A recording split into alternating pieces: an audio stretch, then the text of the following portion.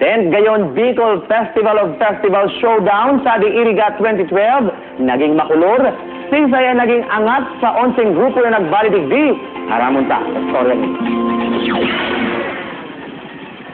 Makulor asin magarbo ang 2012 Tinagba Festival sa Iriga City, Camarines Sur.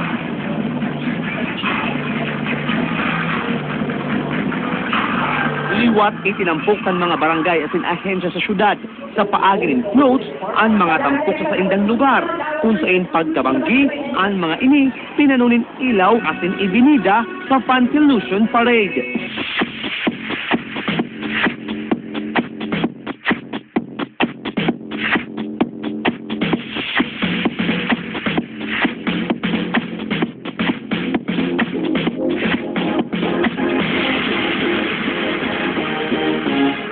Alagad ang pinaka-highlight kan okasyon na 10th gayon Bicol Festival of Festival Showdown ang dinumog nin mga paradalan at dinala nin mga bistadong personalidad.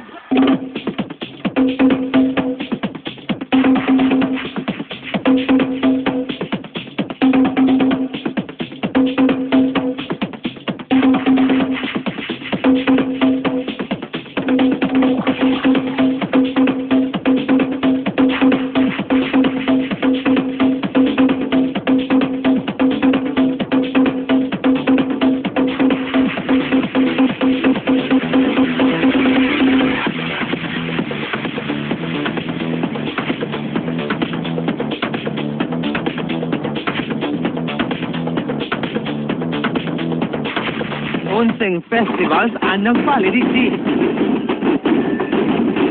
Alagad, mas pinatindi ang kompetisyon kan punan na ang showdown.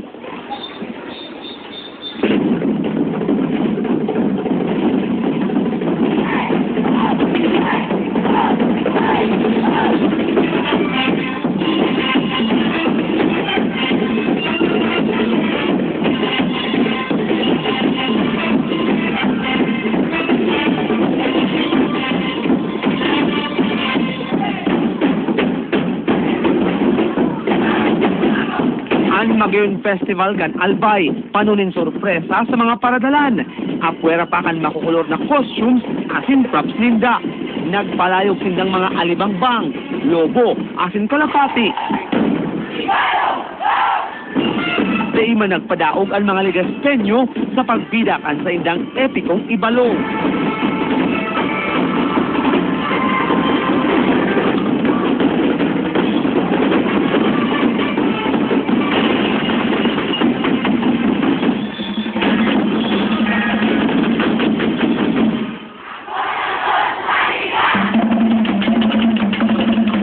Root crops na kayamanan kan mga taga Castilla Sorsogon naman ang tampok sa unod festival na primera bes nagbale sa kompetisyon.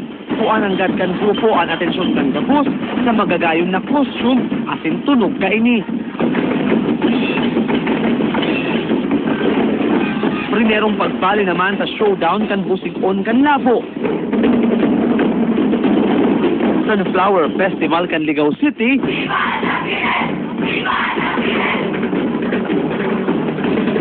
Boyadores kan Naga City na pagbukyaw kinang Peña Francia.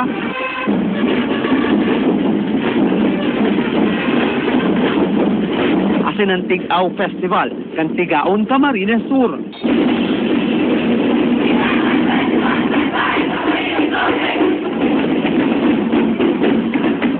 Ibinida naman kan Pinyasan Festival ang Formosa Pineapple Linda asin ipinabisto kan pili ang papel kan Cimarrones sa kultura kan Banwaan.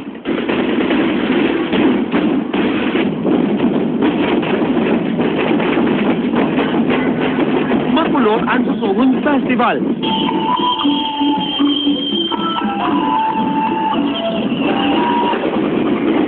Lapay bansigi naman ang festival kan Masbate City, manungod ini sa gamgam na makukuha sa sarong barangay sa syudad. Pangina kan matapos ang kompetisyon, alagad invest pagal, excitement ang pagmate kan gabos. Kabangang milyong piso kaya ang gaganahan kan magiging kampyon sa 10th gayon Bicol Festival of Festival Showdown sa Iriga 2012. Tapos nag-abot na mga schools na nag-perform, nag-abot na nagtarabang. Grabe po. Kaya concerted effort, kaya naging possible ko po. Salamat po sa inyo po.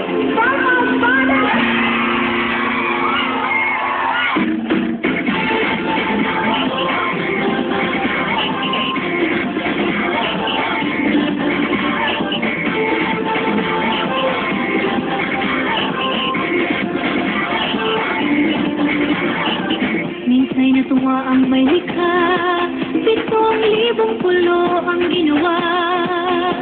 Mga hiyas na inilatag sa malasutlang dagat. At ang bayan niyang pinili, nasa dulo ng bahaghari. Kaya 1,000 kulay, nangangakit kumakaway. Nagliwanag naman ang kalangitan sa fireworks display sa pagtatapos ng Ginagba Festival. Choose Philippines, choose Iriga.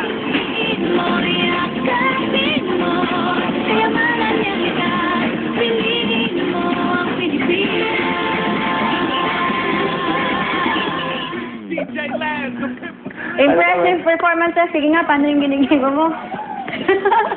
Sayang di ko nadalan. Pero yun nga niya, it's more fun in Iriga. And siyempre, dakol pa kita mga festivals na abangan para sa taon na ini. Sa aga po, abangan po nindo itong resulta kan ginibo namang Davis Cup sa syudad ng Iriga. Yes. Very historic yung event po yan kasi nailag sa mapa kang Davis sa international competition ang kamarinisura sa Iriga City pag-abot sa awat natin. That's right. Kapamilya Stars Alvin Zian Lim at